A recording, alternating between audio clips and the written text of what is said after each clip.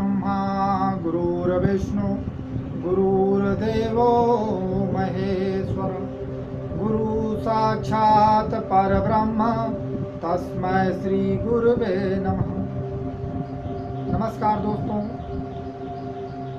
आज गुरु पूर्णिमा के अवसर पर मैं अपने गुरुओं के प्रति चरण छूकर उनका आभार प्रकट करता हूँ और ऋषि ऋण से मुक्त होने के लिए जो कुछ भी मैंने अपने गुरुओं से सीखा है उसका जो थोड़ा बहुत अंश मैंने ग्रहण किया है उसको और उसके आधार पर मैं इस प्लेटफॉर्म पर दर्शन शास्त्र की विषय के एक श्रृंखला लेकर आ रहा हूँ। इस श्रृंखला में हम दर्शन शास्त्र विषय के विभिन्न संप्रदायों के विषय में, विभिन्न दर्शनों के विषय में एक सामान्य चर्चा करेंगे। इस श्रृंखला की आज पहली कड़ी है। इस पहली कड़ी में हम दर्शन शास्त्र विषय क्या है, इसमें हम क्या पढ़ते हैं, इस पर चर्चा करेंगे और इसकी विभिन्न शाखाओं के बारे में संक्षिप्त में जानेंगे। शुरू करते हैं इसको। आज दर्शन शास्त्र क्या है? दरअसल दर्शन शास्त्र विषय के बारे में दो तरीके की राय है। एक अकादमिक राय है, एकेडमिशियंस का view, what is a philosophy, दर्शन शास्त्र क्या है। दूसरा एक सामान्य आम जनता का। तो सामान्यतः आप लोगों ने सुना होगा कि हम बात करते हैं कि यह मेरा जीवन दर्शन है, ये मेरी फिलॉसफी नहीं है, ये मेरा दर्शन नहीं है। तो जब इस तरीके की हम बात करते हैं जो कि सामान्य अर्थों में हम बात कर रहे हैं, ऐसे में जब हम जीवन के अर्थ एवं मतों का अध्ययन करते हैं तो उसे दर्शन शास्त्र कहते हैं कि हम किस आधार पर अपना जीवन यापन कर रहे हैं। जब हम जीवन यापन कर रहे हैं उसमें कुछ सिद्धांतों का, कुछ नियमों का पालन हम करते हैं अपने जीवन में, कुछ विश्वास होते हैं हमारे, तो उनका आधार क्या है, उन विश्वासों को हम दर्शन मानते हैं। लेकिन जब हम अकादमीय क्षेत्र में बात करते हैं, जब हम बात करते हैं एकेडमिक सेक्टर, तो वहाँ चीज़ें व्यवस्थित होती हैं। तो वहाँ पे दर्शन शास्त्र एक विषय के रूप में जब अध्ययन किया जाता है तो इस विषय को, अपनी विषय वस्तु, अपने अध्ययन की विषय वस्तु को स्पष्ट करना होगा कि उसका अध्ययन का विषय वस्तु क्या है। इस पर चर्चा करने से पहले हम ये जान लेते हैं कि दर्शन शास्त्र का अर्थ क्या है, what is the meaning of philosophy. ठीक है, तो दर्शन शास्त्र शब्द के लिए अंग्रेजी भाषा में एक शब्द प्रयोग होता है जिसका नाम जो है फिलॉसफी। तो दर्शन शास्त्र विषय में इसको लेकर भी विवाद है कि क्या फिलॉसफी शब्द का वही अर्थ है जो दर्शन शास्त्र का है। कुछ विद्वानों का यह कहना है कि वह एक ही अर्थ है और कुछ विद्वान यह मानते हैं कि अर्थांतर है, दर्शन और फिलॉसफी में अर्थांतर है। तो जो दर्शन शब्द है यह संस्कृत भाषा का शब्द है जिसे हिंदी भाषा में ग्रहण किया गया है, क्योंकि हिंदी भाषा के ज़्यादातर शब्द हमने संस्कृत से ही लिए हैं। तो दर्शन शब्द की उत्पत्ति, किसी भी संस्कृत भाषा के शब्द का अर्थ अगर हमें सही से जानना है तो हम क्या करते हैं, उसकी उत्पत्ति को देखते हैं। तो उस दर्शन शब्द की उत्पत्ति दृश्य धातु से हुई है। ठीक है, जिसका अर्थ होता है कि देखना। तो देखने का क्या मतलब, जैसे आप हमें देख रहे हैं या और वस्तु को देख रहे हैं, क्या वही दर्शन है? नहीं। जो देखना है यहाँ पे दो अर्थ हैं, जिसके द्वारा देखा जाए और जो देखने का आधार है, यहाँ देखने से अनुभव हमारे ज्ञान का जो आधार है वह दर्शन, ठीक है। दृश्यते ही अनेन इति दर्शनम, अर्थात वह विद्या जिसके द्वारा तत्व का या जो अंतिम सत्ता है, जो परम सत्ता है, उसका ज्ञान या अनुभव होता है, वह दर्शन है।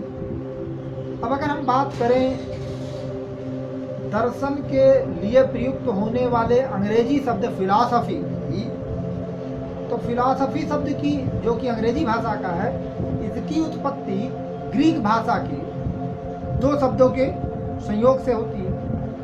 एक शब्द है फिलो, दूसरा शब्द है सोफिया, ठीक है।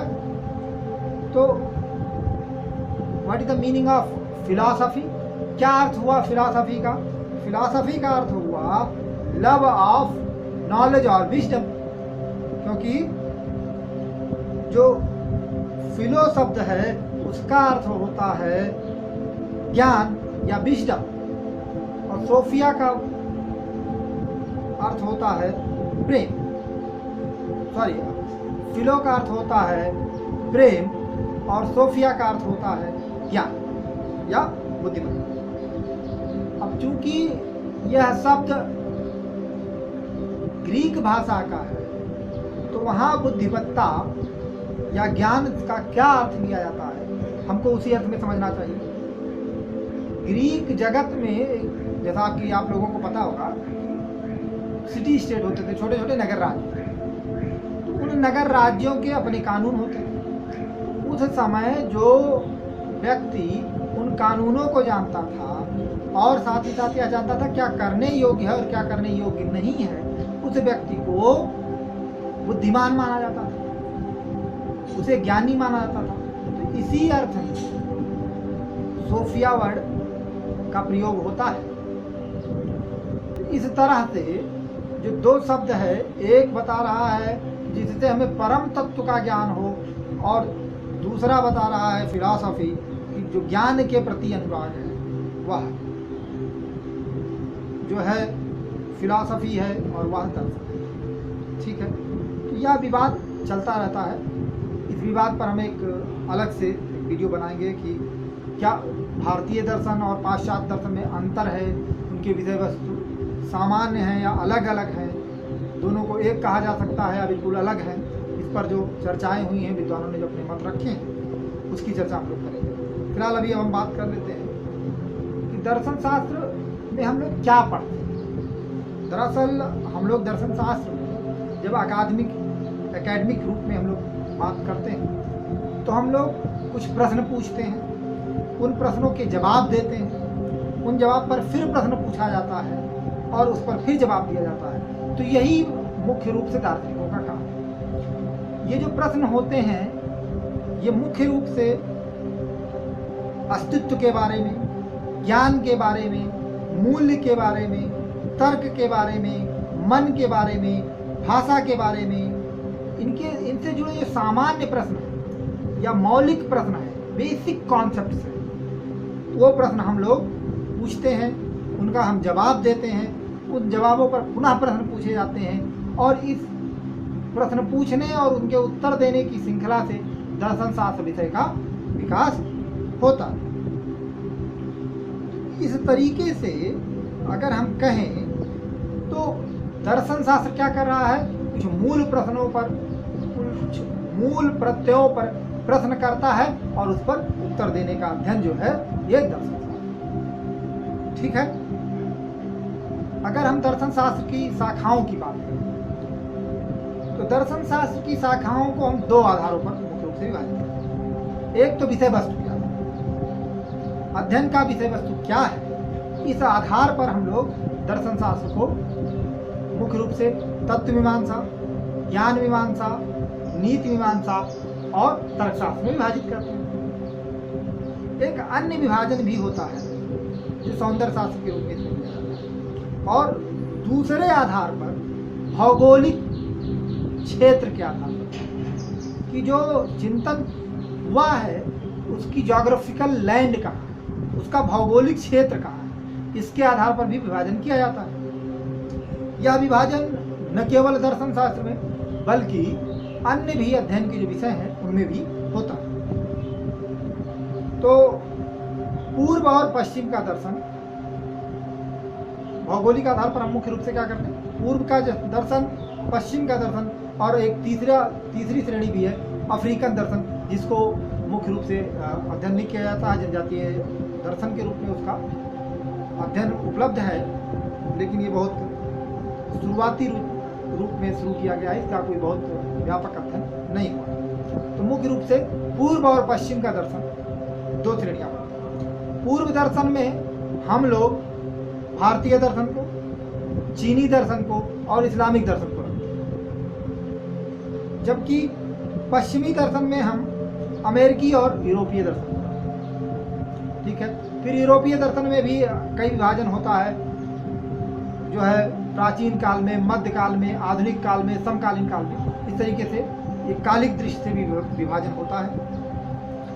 तो हम लोग इसका अध्ययन करते हैं। तो मुख्य रूप से जो दर्शन में अध्ययन किया गया या किया जाता है, इन सारे विषयों पर हम लोग इसको देखेंगे।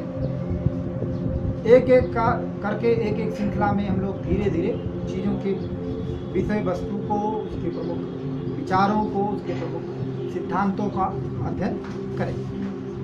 अब अगर हम लोगों ने जैसे शब्द सुना होगा philosophy of law, philosophy of social philosophy, political philosophy, philosophy of religion, philosophy of language, philosophy of mind, philosophy of science, तो ये जो सब विभाजन है, यह भी अध्ययन के विषय वस्तु के आधार पर तमाम तरीके के इस तरीके के विभाजन किए जाते हैं, उनका भी हम लोग अध्ययन करेंगे। तो फिर शुरू करते हैं, और अगली कड़ी में जो है हम लोग एक दर्शन संप्रदाय के साथ शुरुआत करेंगे। धन्यवाद।